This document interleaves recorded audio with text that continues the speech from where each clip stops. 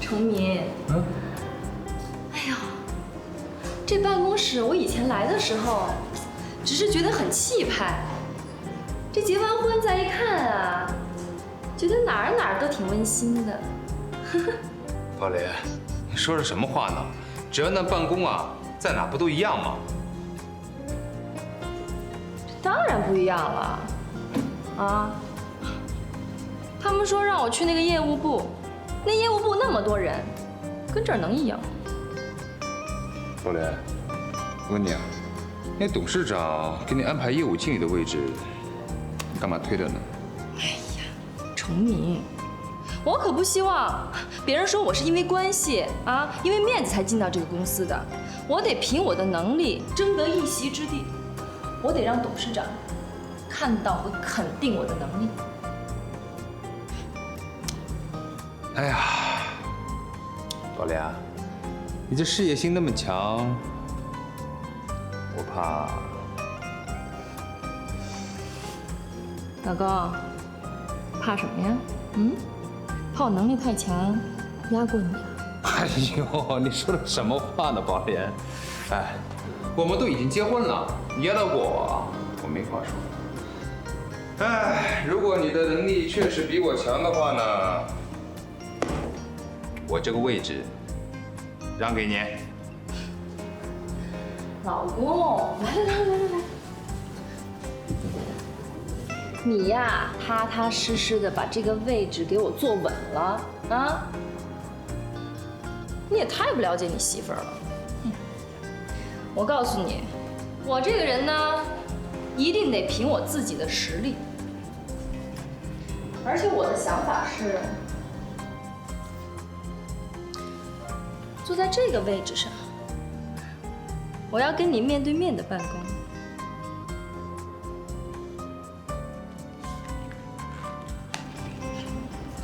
哎，宝莲，别动人家东西。哎呀，我就随便看看嘛。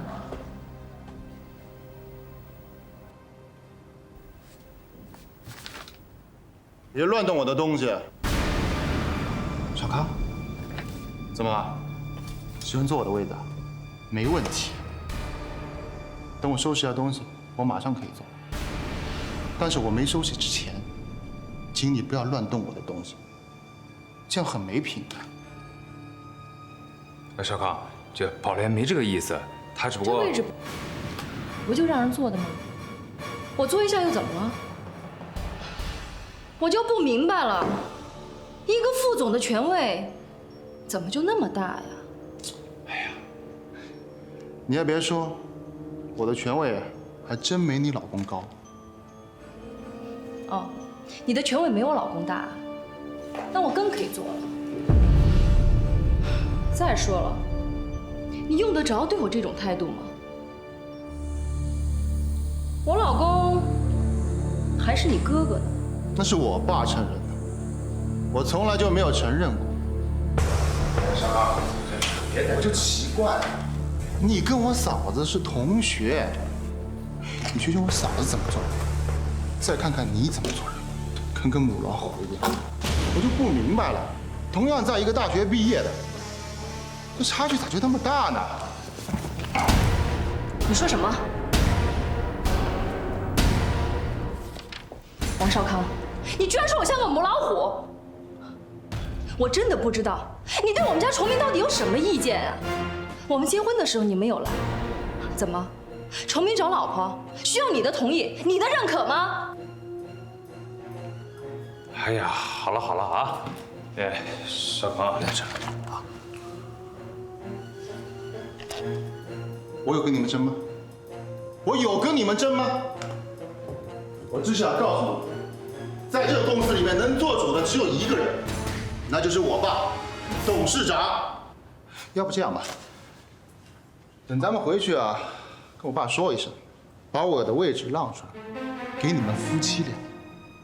到时候你们夫妻俩在这办公室里面，爱干嘛干嘛。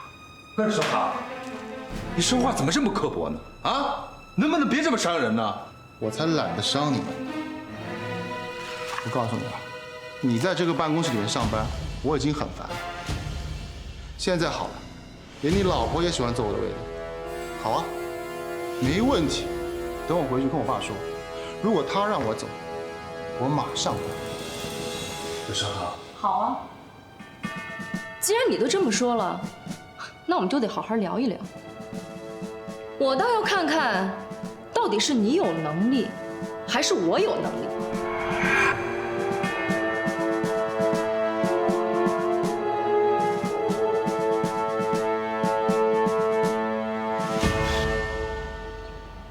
爸，王崇明他老婆，小康，怎么回事这是？啊，招呼都不会打了，叫二嫂。爸，是不是二嫂我们先不谈。既然她不喜欢去业务部，而喜欢坐我的位子，那好，我副总经理的位子让给她吧。这怎么了？这是？董事长，是我不好，我带宝莲呢去了我的办公室，宝莲一时兴起，坐了少康的座位，但是宝莲什么都没想法啊。嗨，这点小事儿也至于拿回家来谈吗？董事长，我是无心的坐了一下王副总的位置，可王副总咄咄逼人，说我要抢他的职位，我一下气不过，就回了他几句。结果他得理不饶人，非要回来找董事长评个理，所以我们就来了。少康啊，我不是说，爸，知道了，都是我的错。不，少康，我没有说你错啊。宝莲啊，不管你是谁的妻子，或者是谁的亲戚，你都不能随便坐在副总经理的位置上，啊。这件事情我要批评你啊！是董事长，这件事情是我不对，对不起。哎，董事长，这件事情要怪我就好了，不要再提了，自己一家人就不要计较这些了，好不好啊？你们各行其职，把工作做好就行了。我王光耀历来赏罚分明，宝莲啊，如果你认为你真的有能力凌驾于少康之上，那我也不排除擢升你为副总经理。谢谢董事长。爸，怎么了这是？全公司的人都回到家里干什么？有一件很重要的事，我要跟您汇报一下。说。现在欧洲有一笔几百万美元的订单，我可能需要过去一趟。行啊，少华，你比你老爸可强多了啊！带着我们的资金全投到美国的分公司上去了。我们的资金为什么都投到美国去了？因为我们需要先购买原材料。怎么会呢？那之前的几家公司我都沟通过，可是因为他们转投其他的项目已经失利，他们没有钱购买原材料，所以他们联合涨价。这点他们很坚持。那我们就找别的厂家呀。别的厂家原材料更贵，是贵了一些，但是为了公司的信誉呢，我觉得还是能接受的。这样吧，董事长，这件事情就交给我来做吧，尽量我让他们原材料价钱压低一点。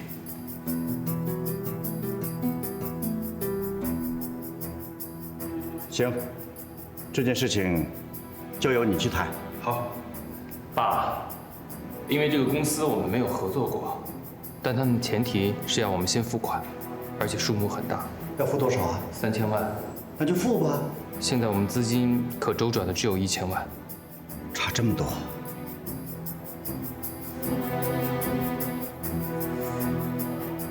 爸，我们要不要先试试抵押贷款？这件事情可不可以这样处理？董事长、总经理，我们王氏企业在商界是大名鼎鼎，而且一向信用都很好。我们和很多家银行都有来往，是吧？那当然。虽然王氏企业做得很大，房地产又多，当然不匮乏财力，但是为什么要白白的浪费利息呢？我觉得我们可以向银行承兑汇票。这个方式我想过，可是爸爸从以前到现在一直不愿意这么做。他怕原材料供应商会觉得我们王氏企业太霸道，令到他们太没有安全感。不，总经理，用银行承兑汇票是用有限的资金做更大的生意，能解决暂时资金上的不足。以我们王氏企业的信誉，银行一定很愿意为我们提供银行承兑汇票的。我们再把承兑汇票交给原物料商，那原物料商再看到银行的保证，一定会提供原物料给我们。如果原物料商他自己缺钱，就自己贴利息好了。这样一来，我们王氏企业1分的利息都不用出。可我们公司从来没有这么做过。承兑汇票会不会影响我们公司的形象？不会的，少康。承兑汇票对我们来说应用会更灵活。我认为这件事情可以这么做。好，爸，我知道了，我按照您的要求去做。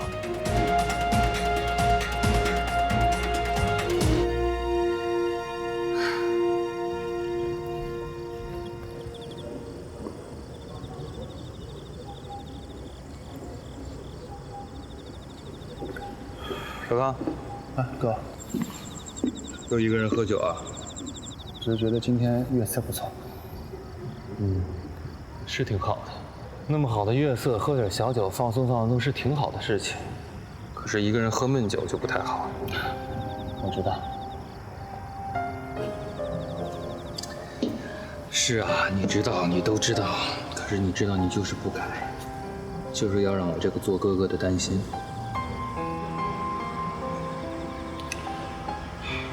哥，我知道我什么都瞒不了你，我是心情不好。今天方宝莲在我办公室，不但坐我的位子，还对我大呼小叫的。结果爸又怎么对他的？哥你都看到了。少刚，爸一向做人宽宏，加上崇明刚结婚，爸可能对他好一点，宠一点。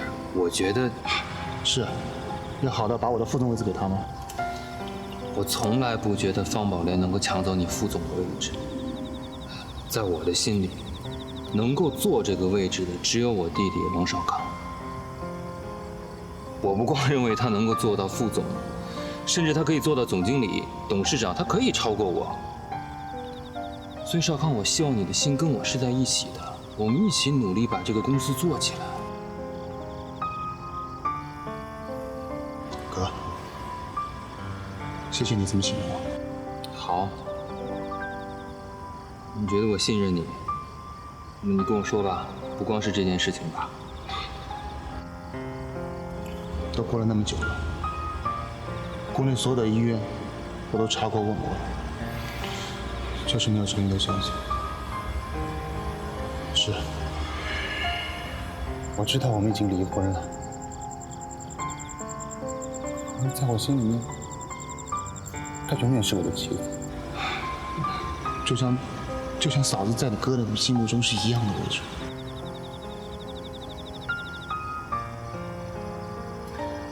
少刚，你的心情我特别的理解。可是你有没有想过，你即便找到他又怎么样呢？爸妈对他的态度你很清楚，你觉得你找到了他，妈妈她就能够……这也是我一直烦的事情。如果真找到了陈宇，妈那边我真不知道该……好，就算你找到了陈宇，我站在你那边，我去给爸妈当说客，跟他们说，你跟他在一起。如果你找到他，他看到你现在这个样子，天天借酒消愁的，他也会不高兴的。所以少刚啊，你一定要振作起来，啊！我会的。过段时间我就要去美国打拼了。哥，你这样去美国？爸让我先去那边把公司稳定下来。少刚啊，我真的发现爸妈老了，爸爸想退休了，他想带着妈去环游世界。突然觉得身上的担子特别的重，所以我希望你跟我站在一起，来承担这个责任。那黄崇明呢？我真的不认为黄崇明有任何可以和你竞争的理由。你记住了，只有你才是爸妈的亲生儿子。但是有一点，崇明的身上和你我一样，流着爸爸的血液，所以我们做人要宽厚。不管怎么样，那是上一代的事情。崇明无从选择，你我无从选择，爸爸他也无从选择。哥，如果爸妈一直能这样的跟我说话，我早就可以接受了。你永远都别想，永远都别想着爸妈能够这样说话。父母就是父母，兄弟就是兄弟，兄弟可以是朋友，但是别指望父母可以像朋友那样的跟你说话。哥，你放心吧，你什么都不用担心。如果你真去了美国，第一，我跟黄崇明之间的关系，我会努力去改革；第二，公司国内的业务，我会把它撑起来，甚至做得更好。太高兴你这么说了。你记住了，少康，只有你才是我唯一的亲弟。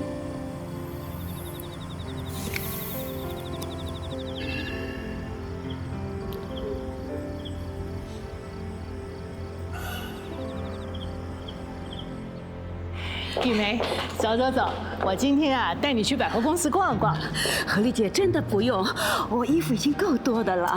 哪够啊？你看看你平常都穿得这么朴素，光耀已经跟我说了，他要我帮你好好的打扮打扮。我都这个年纪了，还打扮什么呀？话可不能这么说呀，人要衣装，佛要金装。你看看我。我不是每天这样全套的换新的，这多好啊！哎呦，何丽姐，我哪能跟你比呢？你看你的身材那么好，气质又很好，穿什么衣服都很好看的。要是这个衣服穿在我身上啊，哎呦，我没这个自信。玉梅，不要这么说嘛，我有自信，你也应该有自信啊。再说，崇明现在已经是公司的副总，你不为你自己想，也得为崇明想想看嘛。是不是？我已经有了，真的。哎呀，好了，你听我的，今天就跟我出去，我一定要把你打扮得美美的，免得有人说我偏心了。走。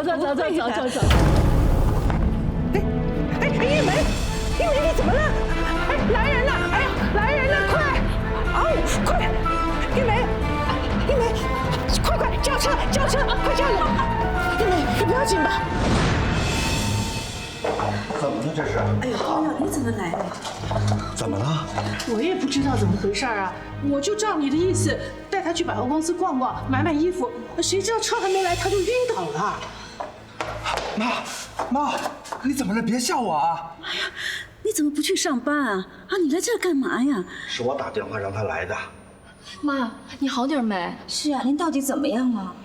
医生怎么说呀？医生倒没说什么，可能是我前一阵忙崇明他们的事儿吧，再加上天热中暑，就有点不大舒服。哎呀，你自己别瞎猜，得听医生的。留在这儿好好检查检查啊！是啊，我也是这么跟他说的。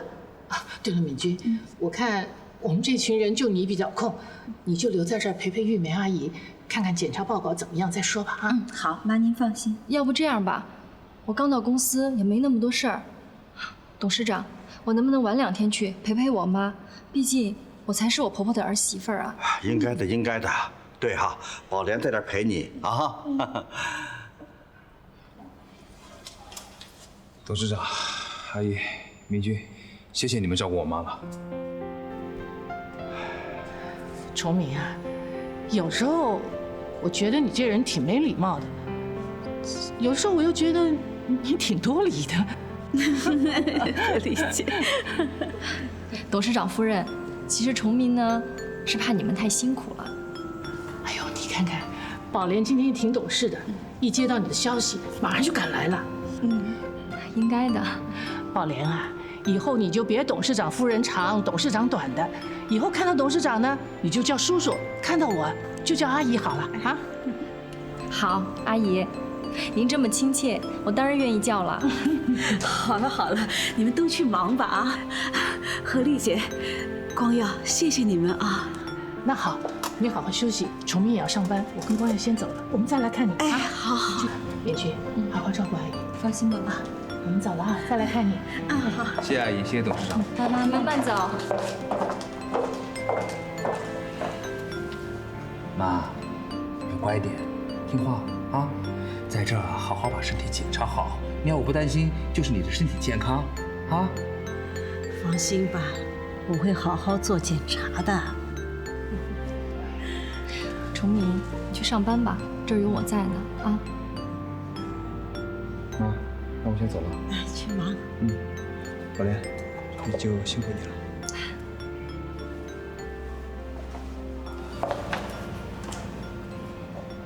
明君，谢谢你照顾我妈。哎呀，客气什么？放心吧。有你在，我就放心了。有他在你就放心，那我算什么呀？宝莲，啊，你怎么了？我没事儿。妈，你想吃点什么，喝点什么，我去给你做。我不能吃，医生叫我空腹，一会儿要给我做检查。那你休息一会儿吧。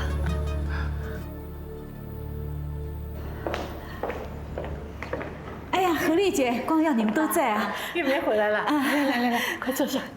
啊，哎呀，何丽姐，怎么样啊？好了好了。哎呀，我住一个医院，你们所有的人都来看我，搞得我真不好意思。你干嘛那么客气的？大家都去看你，表示你人缘好啊。哎呦，何丽姐，什么事儿都能让你圆过来，我真是佩服你呀。妈，我先把阿姨的东西拿到她房间去吧。哦，那这样吧，我们一块儿带阿姨上去休息休息。来，玉梅，好。哎，妈，你好好我来吧。啊。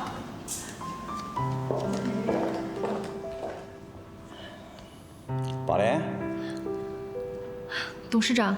哎，在家里不要这么拘谨，坐。谢谢董事长。在家里呀，你不用叫我董事长，其实你可以叫我。我不敢，连崇明都没这么叫您呢，我怎么敢僭越呢？宝莲，我看你知书达理，进退得宜，这说明你是一个有家教、有修养的好女孩啊。这次你为公司提的建议，我认为很好。我现在有心想让你到公司来管理公司的财务，你认为怎么样啊？这，董事长，做什么都无所谓。其实我以前就是学金融的，所以财务这块儿对我来说也是驾轻就熟。不过我这刚一进公司就去管财务，总经理他们会不会不放心啊？自己人管财务有什么不放心的啊？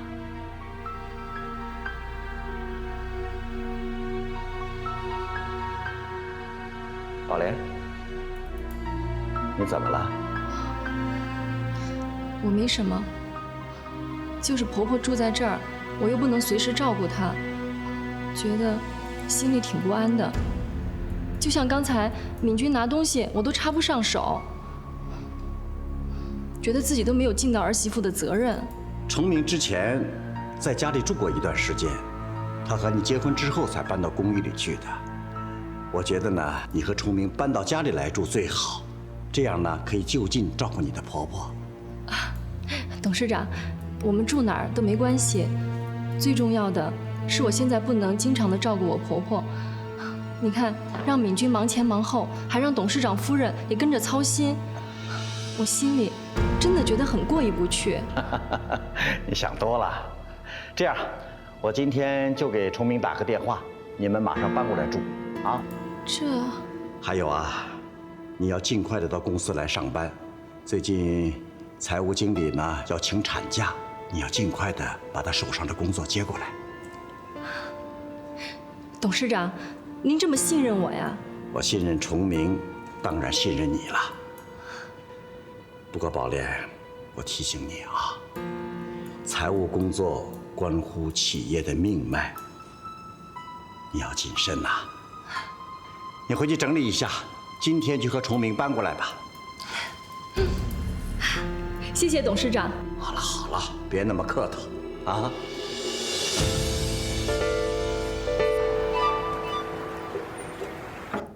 进来。哎，董事长。董事长。哎。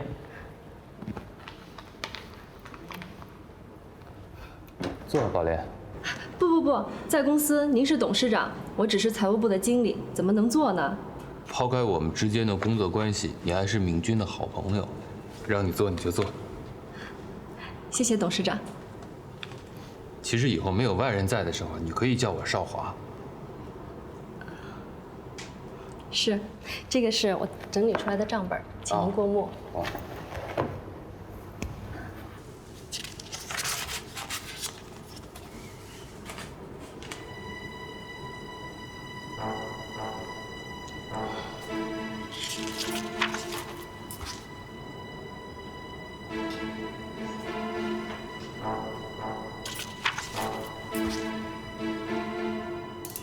不错，比之前的那个经理做得好，很详细。这都是应该的。要管理这么大一家企业的财务，不认真做怎么行啊？更何况崇明也在这儿，我不能让他失望，更不能让别人笑话他。我能不能请问你个问题啊？你说。敏君为什么不来公司上班呢？他的工作能力也不错的。啊，因为我们家，我妈需要一个好的儿媳妇，我需要一个好太太，英杰需要一个好妈妈。我也很想这样，在家照顾好婆婆，做好饭了等老公回家吃，一家人其乐融融的，多幸福啊！哎，你的意思是说你不太喜欢上班？不是，我是说我很向往那样的生活。哦。但实际上，崇明他想靠自己的双手努力工作，将来可以自己买房，还能开自己的公司，而且不花王家一分一毫。他都这么努力，我怎么能落后呢？崇明的心思啊，我很了解。你有空的时候呢，也要跟他说一下，让他放心，爸爸不会亏欠他的，包括你。现在我和崇明搬到你们家去住了，又受到你们那么多的照顾，我再不好好工作，怎么对得起董事长啊？宝莲，客套归客套，但是过分客套了，我会觉得很虚伪。是，我以后会注意的。不过这都是我的真心话。今天是你第一天上班，工作做得很不错，反正以后你就是财务经理了，好好干。但是你记住了，我会严格把关的。是，董事长，您放心吧。等你批好，下班之前我再来拿。好。哎，宝莲，我特别高兴崇明娶了个好妻子。谢谢董事长。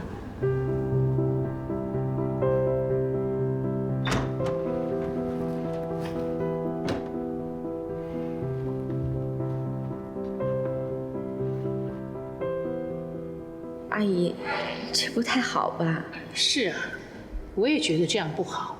年轻人不相信迷信的。其实我也不是很相信，但是看着这个求子符，我还是想试一试。一会儿我偷偷的放到他们房间里去。那好吧，好吧，那就随你吧。我先上去了，累了一天了。哎，你去休息吧。敏君，宝莲回来了吗？她得过一会儿才能回来呢。还没回来？那我现在就去放。哎，阿姨，敏君，你帮我看着点啊。哎，阿姨，阿姨，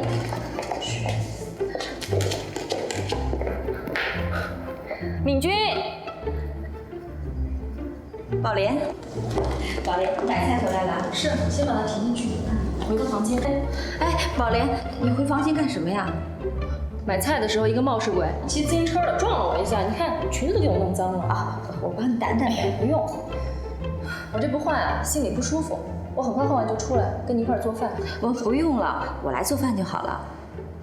我很快就下来。宝莲，什么事儿啊？阿姨她，我妈怎么了？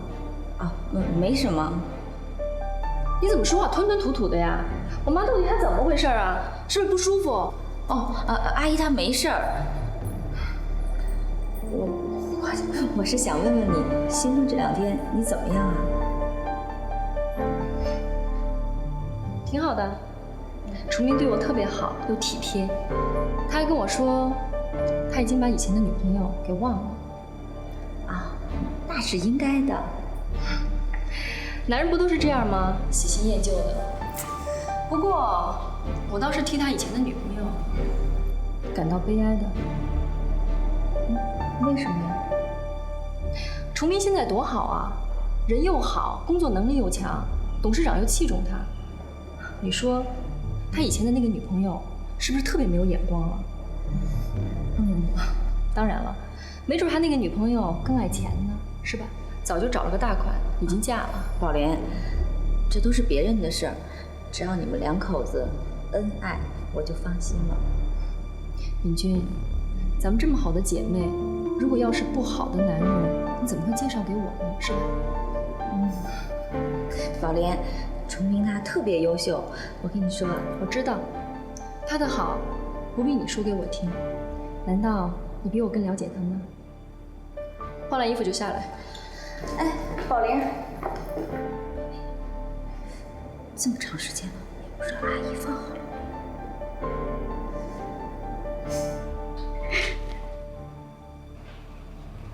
哟，这个放在哪里啊？3个放在一起，放在枕头、柜子。行，那就放在枕头下面吧，比较管用。妈，妈，你在做什么呀？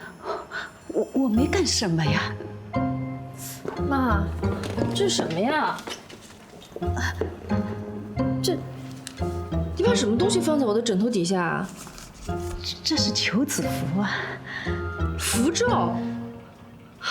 妈，你在我枕头底下放符咒干什么？你不相信我呀？我没有不相信你。那这符咒有什么用啊？妈，这个符咒不是要让崇明管着我的吧？宝莲，你误会了。这符咒啊，是那敏君的妈妈带我去求的求子符。求子符？是啊。我早就盼着你和崇明给我抱上孙子，敏君的妈妈知道以后啊，就带我去求了这个。她说这很管用的。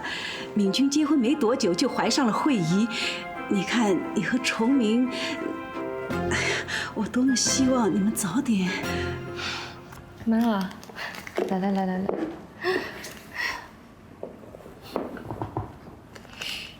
妈，您的一番苦心我了解了，我接受。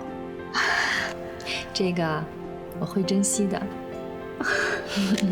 宝莲啊，哎呀，你明白妈的心意就好了。哎，那你把这些放在枕头下面，还有柜子里面啊。你们加把劲儿，那我就出去了。哎呀，这敏君也真是的，拦一个人都拦不住。嘿，林敏君。难怪刚才在门口没话跟我找话说呢，这刚成了妯娌就把我当外人了。你能生又怎么样？我和崇明生不生关你什么事？真是。求子符，反正对我也没什么坏处，没准儿能很快给王家生个大胖小子，留着。哼。这儿一个，这儿一个，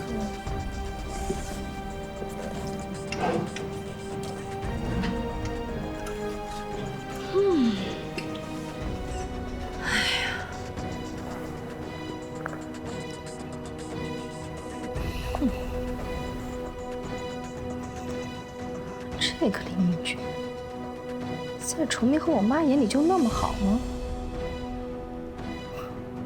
她那个婆婆真够精明的，她现在还是2个孩子的爸了。我要在这个王家待下去，不是件容易的事。不行，我得赶紧想办法把我婆婆扶正，再让崇明认祖归宗。到时候，我再生一个王家的宝宝。林敏君，我倒要看看，到底是你能干，还是我厉害。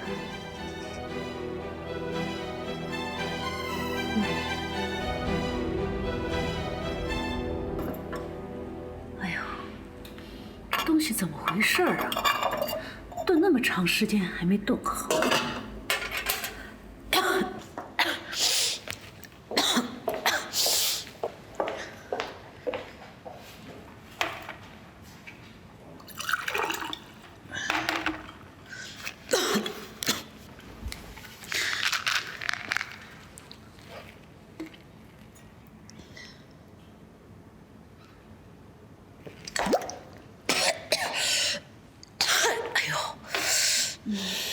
玉梅，怎么了？没事，就是吃药的时候呛了一点。吃药也会呛着，慢着点嘛。最近不知道怎么回事，吞东西的时候好像还怪怪的。吞东西怪怪的，那你到医院检查一下嘛。不用不用，我最近吃药吃的都害怕了。哎呀，玉梅啊，你爱操心，知道吗？你说自己身体不好，还得为崇明、宝莲他们担心。那个啊，回头一定要去医院做一个全面的检查，知道吗？没事儿，我就是有点糖尿病。哎，你不是要出远门吗？应该去陪陪何丽姐啊。没事儿的，老夫老妻了，才分开几天。刚才何丽还让我下来关心你呢。哎呀，何丽姐真好。不过我没事儿，没事儿，放心吧。玉梅啊，咱们都老了啊，得注意点儿。对。我记得你年轻的时候，常年连个感冒都不会得。你还记得？妈，宝莲来了。董事长好。啊，你好。妈，你在这儿啊？我刚去房间找你。你找我有事儿啊？哦，已经挺晚的了，我想睡了。我想睡之前，看妈想吃点什么呀，喝点什么，我给你做。光瑶，你看宝莲那么孝顺，你还有什么不放心的呀？宝莲，我和少康要出差几天，这几天你就不用去公司上班了，留在家里陪你妈吧。哎，不用，不要影响他们工作，我有何丽姐陪就可以了。闷了呢，我们俩出去走走。哎呀，那也行啊，随你吧。宝莲啊，一定和敏君一起陪你妈到医院做个全面检查啊。我妈？妈，你怎么了？你哪儿不舒服呀？哎呀，我没有不舒服，光耀就是这样大惊小怪的。不行，必须去。宝莲。这是工作啊，一定要去。放心吧，董事长。宝莲，我没事儿，你应该多陪陪崇明。啊，希望你们快点给我生个孙子，妈都急死了。妈，我们还年轻呢。你们年轻，我老了呀。你可一点都没老。不过我答应你，我尽量。哎，崇明呢？还没回来呢。哎呀，这孩子从结婚到现在，天天忙得那么晚，也不早点回来陪陪你。妈，他工作那么努力，都够辛苦的了，我不会生气的。妈，你怎么了？没事，我就是嗓子有点不大舒服。看来董事长说的对，您身体要紧。您身体要不好了，崇明该怪我了。他怪你什么？他怪我没有尽到儿媳妇的责任啊！他自己都没尽到做丈夫的责任，他还好意思说你呀？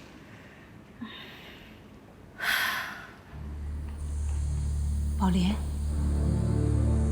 崇明是不是像我刚刚说的没有尽到做丈夫的责任啊。妈，这事儿让我怎么开口啊？我觉得崇明不爱我。不会，来，坐下跟妈说。怎么可能呢？你长那么漂亮又能干，崇明怎么会不喜欢你呢？妈，崇明以前的女朋友是不是又漂亮又温柔又贤惠啊？这个我不大清楚。妈，你开什么玩笑呢？崇明以前交的女朋友，您会不清楚啊？这是他结婚以前的事儿，你就别追究了。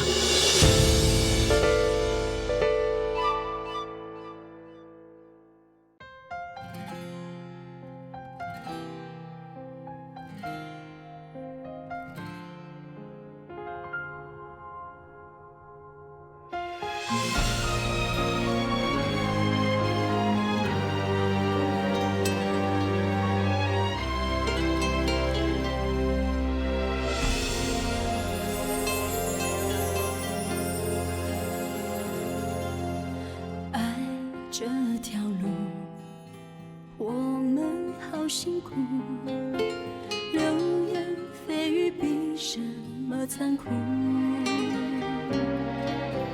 对爱情的信仰支撑我为你付出，不管多苦都要挺得住。这场迷雾看不清做不出，怎么找到幸福？你说算了，放手以后各走各路。心痛不是辛苦付出，没到最后你就认输。我不需要谁的认同和祝福，我只有爱你的天赋。我已没退路，爱到铭心刻骨，你将我推入无尽深谷。